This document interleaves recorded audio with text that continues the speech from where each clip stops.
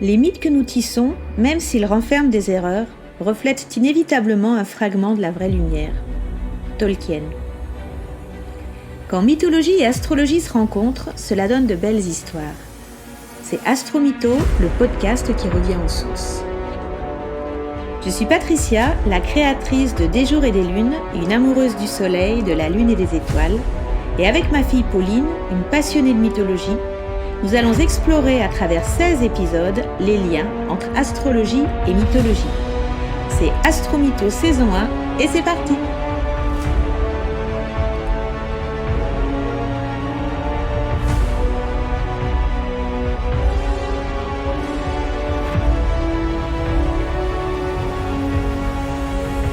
Saturne. Voilà un personnage qui ne fait pas rire. Personnellement, la première image qui me vient est celle des Pinturas Negras de Goya et cette image affreuse de Saturne dévorant un de ses fils. Autant dire qu'entre Saturne et moi, ça partait mal. Surtout qu'il faut bien l'avouer, la rigueur, la structure, le fait d'attendre le moment propice, c'est pas trop dans mes schémas personnels. Le dieu du temps ne fait pas mon affaire. Et puis il y a cette façon de dévorer sa descendance pour éviter qu'elle ne le dévore, et ça franchement, ça me plaisait moyen.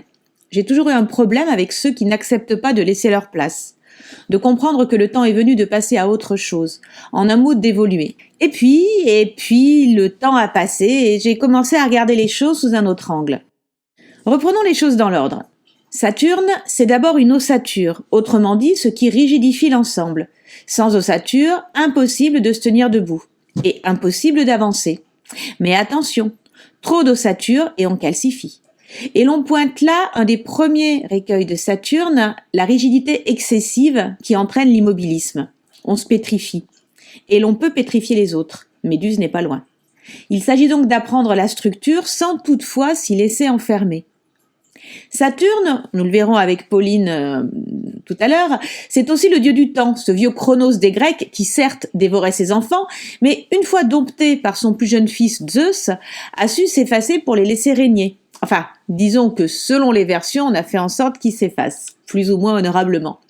Saturne donc se dompte, s'apprivoise, se maîtrise, et il forme un couple structurant dans le thème avec son fils Jupiter, l'intégration sociale et les contraintes de la réalité. Enfin, Saturne, c'est la conscience de l'effort, celui qui pense, comme l'écrivait La Fontaine, que patience et longueur de temps font plus que force ni que rage. C'est la persévérance, le réalisme, la conscience que l'on n'a rien sans rien, la rigueur et la droiture. Saturne, c'est celui qui vous dit de laisser le temps au temps et que c'est ainsi que l'on arrive au miracle. Alors oui, à première vue, il ne semble pas très drôle avec son austérité et sa fermeté. Mais il est rassurant aussi, on sait qu'on peut compter sur lui, qu'il sera là. Il va lentement, mais sûrement. Et il sait où, car Saturne, c'est aussi l'ambition. N'oublions pas qu'il maîtrise la maison 10. Planète tutélaire des mélancoliques, comme le rappelait Verlaine, Saturne serait en quelque sorte l'octave supérieure de la Lune. Ce qui n'est pas incohérent lorsque l'on sait que la Lune maîtrise la maison 4 et Saturne la 10, l'axe de l'autonomie et de la réalisation. Mais ce qui souligne également parfaitement l'hypersensibilité bien tapie au fond, tout au fond de ce Saturne qui s'emploie à la gérer, à la maîtriser afin d'en faire une force, ou parfois tellement l'étouffer qu'il en paraît insensible. Vous l'aurez compris, je suis désormais réconciliée avec Saturne, et cela ne tient pas seulement au fait que le temps est de mon côté, comme le chantait Rolling Stone, mais cela a peut-être à voir avec ce que l'on nomme joliment la maturité. Les anciens astrologues l'appelaient parfois Satan, le grand maléfique. Et aujourd'hui encore, cette planète aux anneaux est souvent considérée comme le Frankenstein cosmique. On l'associe donc à la dépression, la mélancolie, la défaite, la solitude et la frustration. Tout cela est vrai. C'est une description assez précise de la façon dont Saturne se manifeste si nous lui déplaisons. Mais ce n'est pas son but, parce qu'aucune planète dans notre thème n'est là pour nous faire du mal. Saturne, lui, il est là pour nous enseigner une vertu qui se tient au-dessus de toutes les autres, c'est l'autodiscipline. Et c'est ainsi que l'on peut comprendre le symbolisme de la planète. Comme Mars, l'autre planète qui est dite maléfique d'ailleurs, Saturne cherche à concentrer la volonté.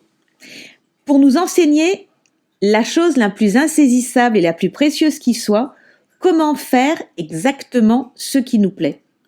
Comment faire en sorte que nos intentions dominent nos peurs, notre paresse, nos émotions? Si Jupiter, que nous avons vu dans un précédent podcast, est la planète de la foi, Saturne est celle qui, finalement, justifierait mieux de ce titre. Parce que Jupiter nous donne un sentiment de foi.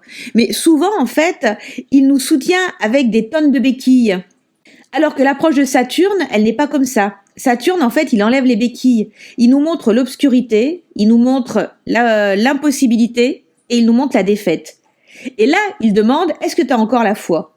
Et donc, cette foi n'a rien à voir avec la religion. C'est la foi en la vie, la foi en nous-mêmes, en nos rêves, en nos visions et en nos idéaux. C'est la foi dans l'idée que nous avons un destin. Ce n'est que si ces visions peuvent tenir seules, sans aide, que nous pouvons dire que nous avons vraiment la foi. C'est comme si, en fait, jusqu'à ce qu'on décide de regarder la réalité en face avec Saturne, c'est comme si, en fait, on était des enfants qui sont sur un vélo avec les petits trous. Et Saturne, c'est celui qui enlève les petits trous et qui dit, maintenant, regarde si tu es capable d'avancer. Saturne, souvent, il est symbolisé par l'ermite, c'est-à-dire l'arcane 9 du tarot de Marseille. C'est d'ailleurs finalement un joli hasard que ce podcast soit le 9e de la série. Et c'est une image très appropriée parce que Saturne, c'est la planète de la solitude. Où qu'elle se trouve sur le thème natal, on va trouver un domaine de la vie dans lequel on doit agir seul.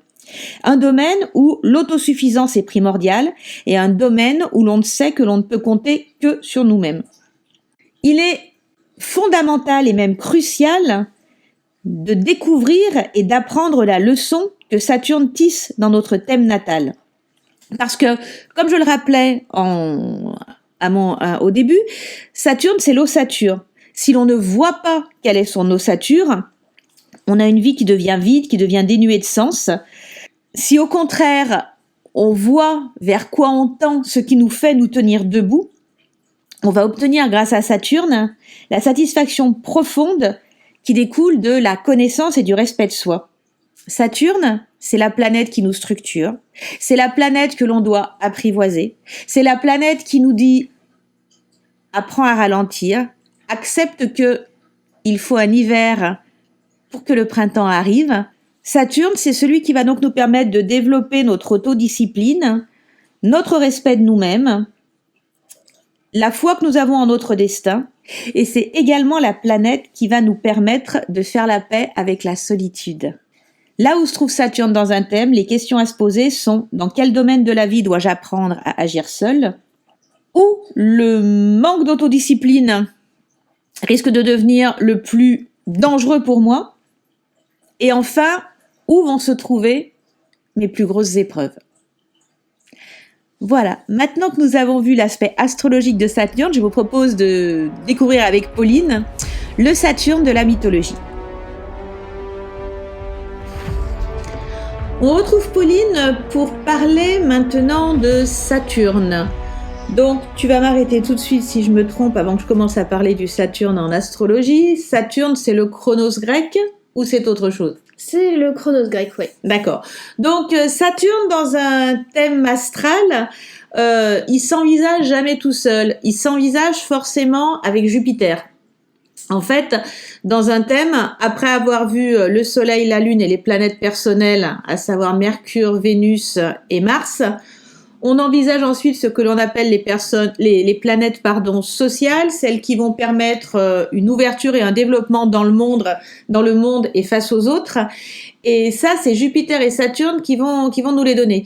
Donc Jupiter, ça va être l'expansion joyeuse et optimiste, là où Saturne va être davantage, alors j'avais utilisé dans un précédent podcast le terme de constriction, mais en tout cas, Saturne, c'est davantage celui qui réprime, là où Jupiter va aider à développer.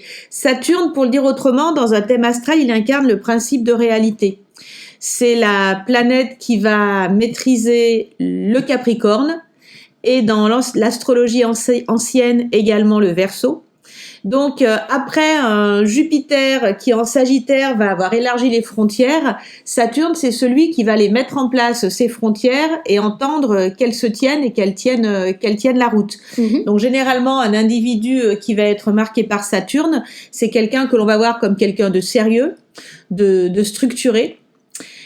Et qui a intégré le principe de la patience et du temps. Alors, c'est Stephen Forrest qui, dans un de ses ouvrages, évoquait l'enfant saturnien, l'enfant capricorne, en disant que vous réunissez un certain nombre d'enfants et vous leur mettez devant chacun d'eux une super pâtisserie. Et vous leur dites, si vous ne la mangez, si vous résistez pendant 1 heure avant de la manger, vous en aurez 2 après. Et il disait, l'enfant saturnien, il est capable d'attendre 1 heure pour avoir après la double ration de pâtisserie, alors que l'enfant bélier, par exemple, il va sauter dessus, il va engouffrer et il verra bien ensuite ce qui se produira. Donc voilà, Saturne, souvent, d'ailleurs c'est assez intéressant parce que c'est le 9e podcast qu'on fait ensemble. Et cet épisode 9, quelque part, ce chiffre 9, c'est le chiffre aussi de l'ermite dans le tarot de Marseille. Et l'ermite, c'est exactement l'incarnation de Saturne. Alors maintenant, parle-nous-en un petit peu en mythologie de Saturne. Donc, qui est-il, que fait-il chez les Grecs, chez les Romains? Eh ben, Saturne, c'est assez intéressant parce que je pense que c'est une des divinités qui est la plus différente entre sa version romaine et sa version grecque. Saturne, c'est... du coup, sa version grecque, Chronos, c'est un titan qui est connu pour sa violence. Il a détrôné son père d'une manière très violente. Donc son père, c'est Ouranos. En l'émasculant. On en a parlé dans le podcast qui parlait sur Vénus, parce que c'est une des légendes qu'on aurait Vénus. Qui préside à la naissance de Vénus Aphrodite. Il est plutôt connu pour sa... Alors le terme que j'avais trouvé, il me semble que c'est sa voracité plus que son intelligence, parce que l'intelligence n'est pas encore vraiment présente à l'époque des Titans, en tout cas pour les Grecs. C'est quelque chose qui arrive plus tard avec les dieux et notamment Athéna. Donc on va pas dire qu'il est bas du front, mais il est pas, voilà, il bascule son père, il dévore ses enfants.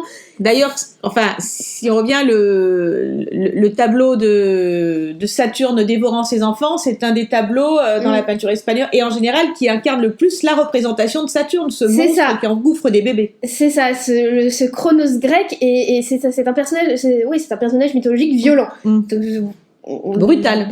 Voilà, il est pas connu pour son intelligence, alors que et du coup, c'est ce qu'on appelle la tradition hésiodique, donc qui vient du poète Hésiode. C'est à lui qu'on doit la principale source pour ce qui est de la théogonie grecque. Elle diffère fortement de la tradition orphique qui prévaut un peu plus du côté romain, et notamment dans le cas de Saturne, parce que dans le cas de Saturne, en fait, la tradition orphique le présente comme ayant été chassé du trône par Zeus et ses frères, et un peu ses sœurs aussi, lors de la titanomachie. Et donc, en fuyant la Grèce, il arrive en Italie, à Rome, avec le fait qu'il devient un roi à la suite de Janus. Janus, qui est le dieu à 2 têtes. Qui est le dieu à 2 têtes. Et là, effectivement, il devient beaucoup plus...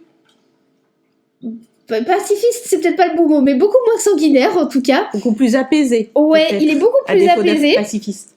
Et il devient une sorte de dieu des semailles, des grains, des graines, un peu de la vigne aussi. En tout cas, un dieu avec une fonction plus agricole que... comme Titan, il n'avait pas beaucoup de fonctions, on va pas se mentir. On l'associe au temps, mais le temps, c'est un peu difficile parce que les Grecs ont une personnification du temps qui s'appelle Chronos aussi, mais Chronos avec un H. Donc, ils sont généralement associés, mais ils peuvent être distingués. Donc, parce que c'est ça, moi j'ai souvent lu que Chronos avec ou sans H, c'était Saturne, point barre, alors que c'est plus subtil que ça. Ça peut être ils peuvent être différenciés, des fois ils sont pas différenciés. On associe quand même généralement Chronos sans H au temps qui passe. Mais voilà, donc en gros, il poursuit un âge d'or à la suite de Janus en Italie, et notamment particulièrement sur un village du Capitole, qui, après, aurait été absorbé par Rome, enfin bon, voilà. Mais Il semble qu'il y a eu une assimilation, mais j'ai l'impression que l'assimilation, elle s'est faite un peu comme pour Jupiter.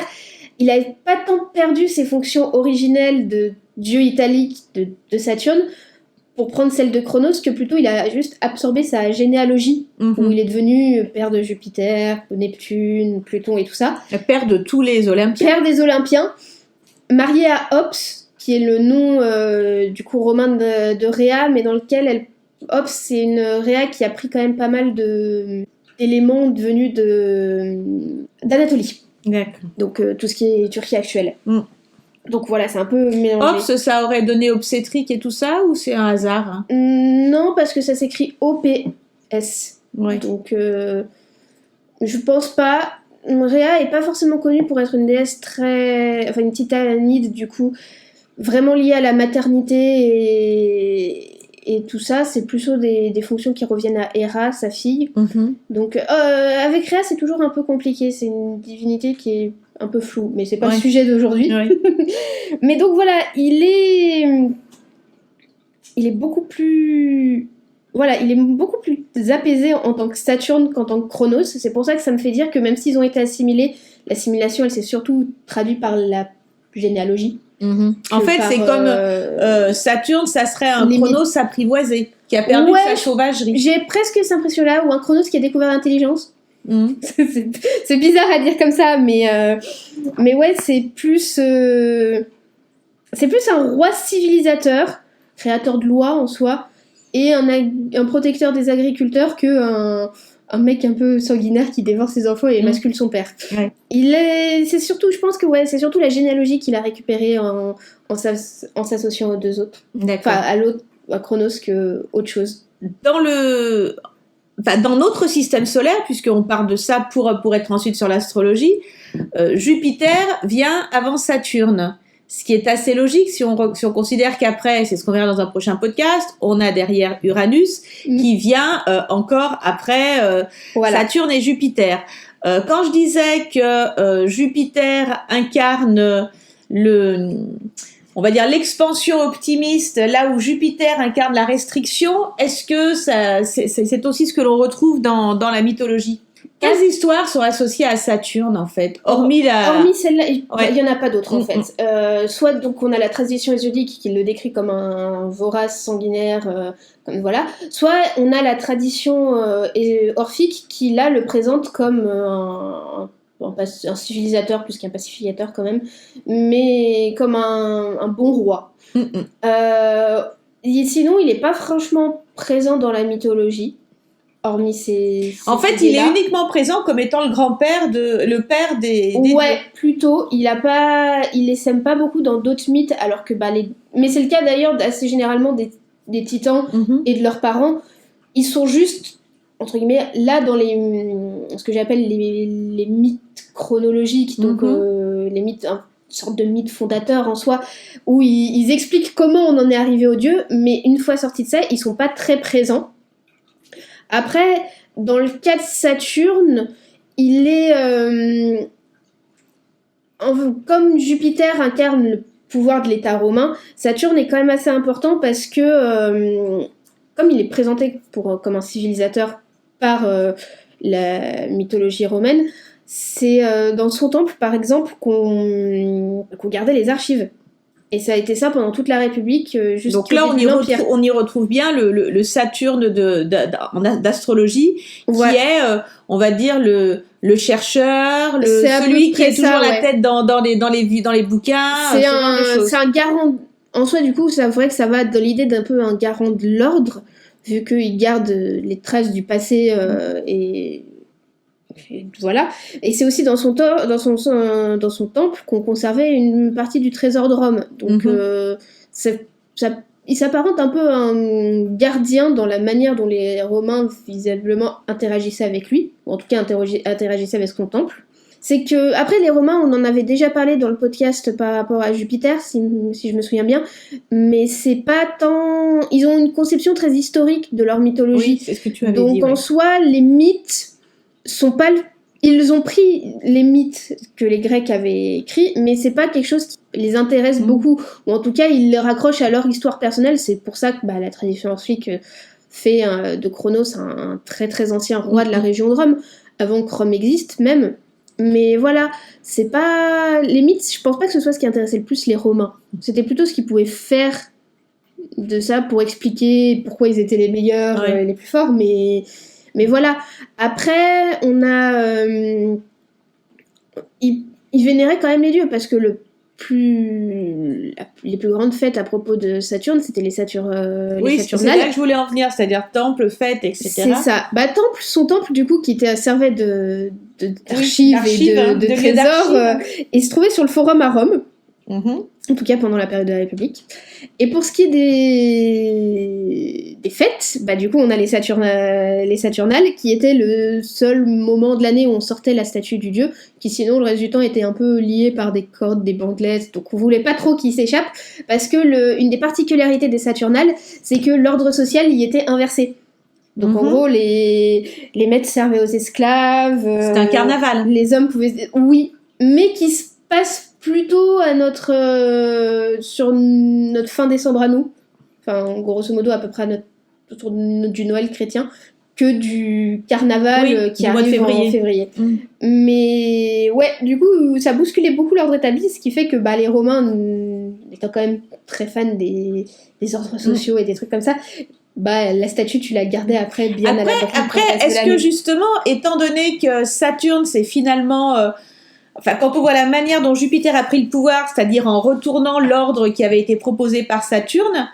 ça peut coïncider avec cette vision des Saturnales. Donc, c'est... Le fils devient le maître du père, et donc il y a bien une inversion des rôles. C'est ça. Mais bon, après, si on suit du coup la tradition romaine, le père est peut-être devenu le dépendant du fils, mais il est quand même parti au loin, et finalement, il est redevenu une sorte d'égal du fils en redevenant roi aussi. Donc c'est... Je sais pas si on peut dire que d'une certaine manière, quand l'astrologie dit que Saturne fixe les frontières que Jupiter a contribué à étendre, on peut l'entendre dans le sens où il redonne des bases solides, que ce soit avec les archives, quand on le voit comme un inventeur de lois, ça peut aussi aller dans cette direction-là, mais je suis pas forcément totalement convaincue que la constriction. Mais ce que j'appelle la constriction, qui est en fait plus le fait de mettre des barrières et des limites. En fait, Saturne, c'est la limitation. Ouais, ça correspond, je pense, dans une certaine mesure à sa figure mythologique, mais ouais, je sais pas. Je pense que pour Rome, c'est plutôt le souverain d'une époque fantasmée, de ce qu'on appelle l'âge d'or. Donc en fait, il est associé au passé. Il est associé au passé, par contre, ça c'est... Parce que dans un thème astral, on dit que justement, Saturne, c'est le karma aussi. C'est-à-dire que c'est tout ce qui vient du passé. Dans ce cas-là, ouais, ça peut correspondre assez bien à la vision que les Romains en avaient, en tout cas. Parce que la vision que les Grecs en avaient, elle était quand même assez limitée. Hein. Oui. En fait, c'est les Romains qui ont enrichi Saturne. Je pense un peu plus. Mais après, il y a quand même quand on l'associe au temps, ce qui arrive quand même assez fréquemment, ça va aussi dans l'idée du passé. Oui. C'est pas un dieu de l'action pour moi, Saturne, enfin un titan, mais c'est pas une figure mythologique de l'action, c'est plus une figure mythologique d'un temps lointain qui soit le temps lointain, c'est un temps de guerre, de violence, une période sanglante comme on le voit chez les Grecs, soit comme chez les Romains, c'est un âge d'or, une civilisation sans défaut que on essaye un peu vainement d'égaler, de retrouver. C'est ça. Et donc, hormis ce temple qui servait de centre d'archives à Rome, est-ce qu'il y avait beaucoup de temples honorant Saturne dans l'Antiquité ? Non, ça va pas sauter aux yeux dans mes recherches. Donc je pense pas que ce soit une divinité forcément super présente. Après, le problème de la religion... Enfin, le problème, oui et non. C'est que les Romains ont pas forcément eu une tendance à vouloir absolument imposer leur divinité aux autres peuples de l'Empire. Ça se faisait pas mal par rapport à des syncrétismes, ils faisaient même plutôt des l'inverse, associations. Ils avaient quand même tant que tu vénérais l'empereur et plus tard puis Rome en sens un peu large, tu faisais à peu près ce que tu voulais religieusement parlant. T'avais des associations quand même, hein, parce que ça se voit un peu en Gaule, notamment autour d'Apollon, de Mercure et tout ça, où il y avait des associations avec des divinités plus locales. Mais du coup, sur l'Italie en elle-même, je peux pas citer d'autres exemples de temples à Saturne. Donc, il y en a sans doute eu, mais des fois en plus c'est difficile aussi de retrouver, de pouvoir associer des temples à des divinités, puisqu'on manque de matériel, le matériel a été détruit. Donc, voilà. Et d'ailleurs, est-ce qu'il avait des attributs? Parce que je pense par rapport à l'identification d'un dieu, souvent on va avoir, Zeus, Jupiter, on a le foudre, etc. Est-ce que Saturne avait des attributs qui auraient permis de l'identifier? Il était souvent présenté avec une faucille, dans l'idée d'un dieu assez agricole. Sinon, c'était aussi pas... C'est pour ça qu'aussi, par extension, on a l'image de la mort avec la faux, c'est-à-dire que la faucille s'agrandit. Oui, c'est ça. Et puis, c'était aussi pas mal un dieu qui était représenté comme un vieillard. Donc, je pense que quand on parle de représentation, pour l'identifier, les choses les plus symboliques, ce serait la faucille et l'âge, et le grand âge. Donc, notamment une image de patriarche. Ouais, un peu. Le père fondateur. Je reviens d'ailleurs juste sur ce que tu disais à propos des Saturnales, en disant qu'elles se fêtaient vers Noël. En tout cas, elles se fêtaient vers la fin d'année. Oui, et ça correspond au moment où le signe du Capricorne débute. Ouais, c'est vrai. Donc en fait, on est assez alignés là-dessus. D'ailleurs, c'est pas la première divinité dont on parle. On a constaté ça avec Mars, avec Mercure. Ouais, avec son âge astrologique, si on peut dire. Ouais, c'est ça. Ouais. Du coup, c'est ça. C'est que... Oui, je pense qu'on peut dire que Saturne est un dieu du passé. C'est ça. Donc il est complètement dans cette image-là qu'on a en astrologie. Ouais, assez bien. Eh bien écoute Pauline, je te remercie pour toutes ces informations et ces précisions sur Saturne. Et on se retrouvera pour parler cette fois du grand-père. Dans la famille des dieux, je demande le grand-père, avec Uranus. Merci. Je t'en prie.